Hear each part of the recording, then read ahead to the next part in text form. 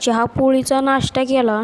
Hall जाडून घेतला तर हॉलमध्ये नुसतं पैशाचं किडच झालं होतं. म्हणलं माझ्या जीवनामध्ये एवढं पैसे असतं तर मला एवढं कष्ट करायलाच नसतं लागलं. मी मम्मी दाजीच्या बंगल्याच्या फ्लॅटची पूजा आहे तिकडं निघालो. आता बसची वाट बघत थांबलो होतो. बसमध्ये आरामशीर जागा गावली, पण बसच्या आधी सीट रिक्षावाली पळून नेते, त्याच्यामुळे बस जरा मोकळीच राहते. रेल्वे गेट लागलं होतं आणि नुकतीच रेल्वे चालली होती.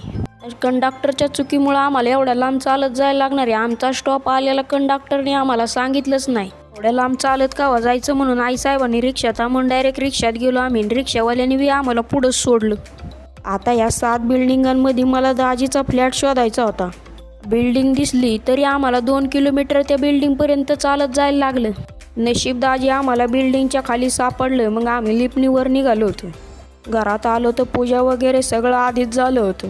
मस्तपैकी निवांत सोफ्यावर बसलो. आपण खेड्यातले माणसं असले कधी करणार. कसली POP खतरनाक केली आहे फर्निचर. आणि दाजींच्या गॅलरीतून तर विचारूच नका, लांब लांबचा परिसर दिसत होता. दाजी 9व्या मजल्यावर असल्यामुळे ना लांब लांबचा परिसर एक नंबर दिसत होता.